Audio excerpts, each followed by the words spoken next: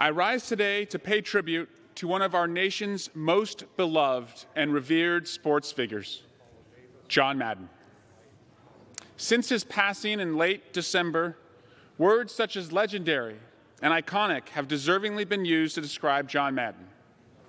But to residents of Pleasanton and the Tri-Valley region I represent in California's 15th Congressional District, you had the privilege of knowing John as a devoted and down-to-earth husband to Virginia, father to Mike and Joe, and fixture at his grandchildren's games and throughout the community.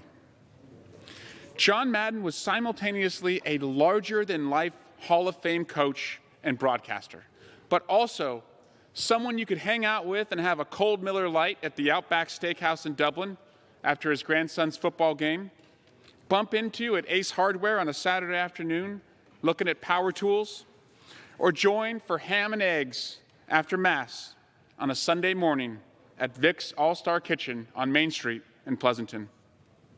While our nation mourns his passing at the age of 85, the loss is particularly felt in the Tri-Valley community we share.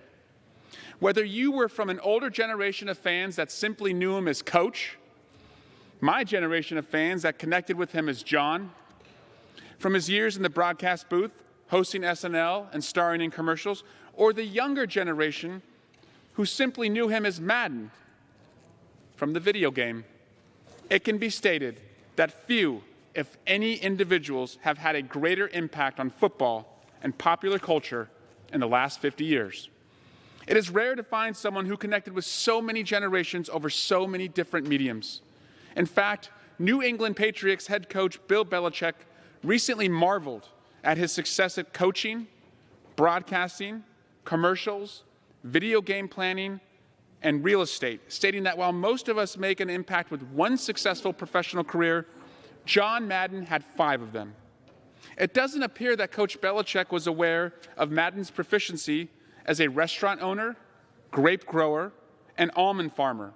So for those scoring at home, that's actually, boom, 8 successful careers that John Madden had. Yet, in the end, as NFL Commissioner Roger Goodell stated, Madden was football. That was his passion. And simply put, John Madden made football in the NFL what it is today. Hired by the Oakland Raiders in 1969 at the age of 32 as the league's youngest coach, Madden was on the sidelines during a transformational time in the NFL.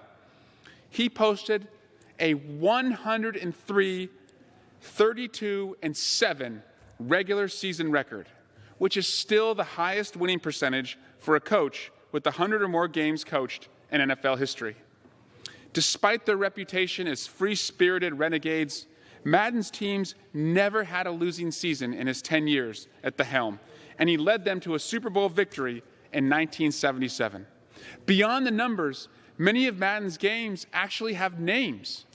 Whether it was the Immaculate Reception, Ghosts to the Post, Sea of Hands, Holy Roller, never has one coach been involved with so many instant classics of a golden era of football. Madden never hid his emotions on the sidelines and is featured in many of the game's lasting images.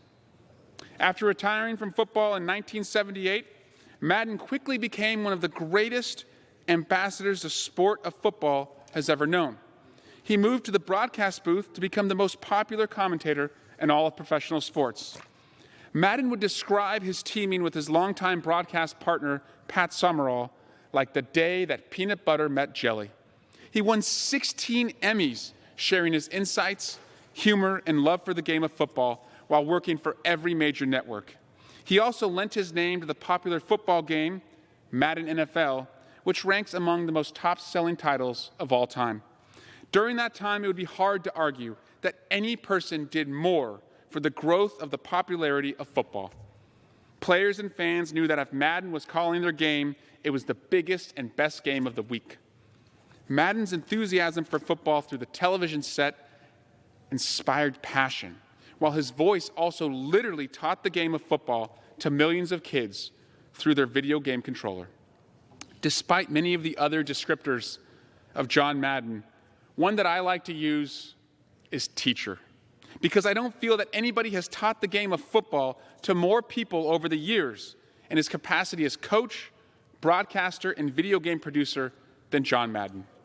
Yet Madden was that rare communicator who was both a teacher and an entertainer. He innovated both the telestrator and the yellow line to gain for first downs that is standard for every broadcast today.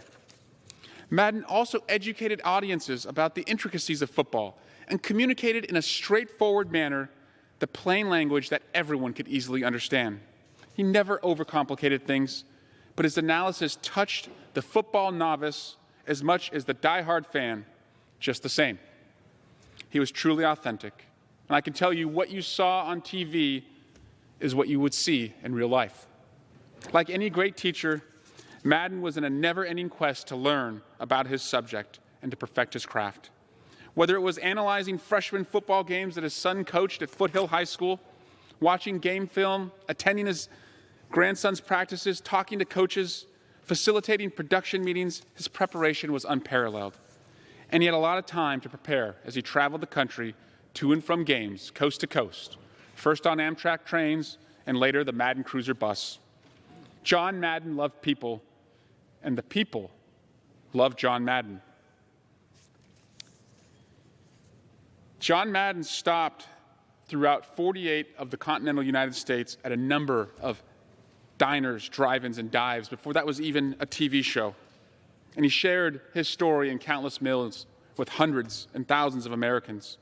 And speaking of meals, Madden became a part of every American family's Thanksgiving tradition as he broadcast a game every year from 1980 to 2009 and literally termed the meal turducken, a combination of turkey stuffed with duck, stuffed with chicken. Even as his health declined in recent years, he would still raise money at home to support high school football programs throughout his hometown region of the Tri-Valley, as well as various local charities through the annual Madden Mariucci Bocce Tournament. He also continued to advocate for measures to increase safety in the game of football that he loves so much, with a focus on youth football. So whether you talk about his coaching career, his broadcasting career, video games, or various commercials, his greatest legacy to those who knew him was that he achieved national fame, but remained one of us. And he stated at his Pro Football Hall of Fame induction in 2006 that he never worked a day in his life and that he is one of the luckiest men alive. But the lucky ones are all of us who had the privilege of laughing, learning, and sharing his passions for football and life. The first time I met John Madden was about 10 years ago, and we were at a barbecue in a friend's backyard, and he said to me, "Eric, things are pretty screwed up back there in Congress." And he didn't use the word screwed. And I looked at him and I said, "Coach, I'll try and do better." And he said, "Do better. Just try and find the deals." Things have been pretty tense around this place over the last 10 years. But I'm happy that I'm about to yield right now to my friend Rodney Davis of Illinois, a Raiders fan. And Coach, I don't know how many deals we can find right now, but Rodney and I have a deal today that we think you're the greatest. We think you've inspired millions. And the game of football in the country's better because you coached it and you taught all of us. And with that, I yield to my friend, my Republican friend from Illinois, Rodney Davis.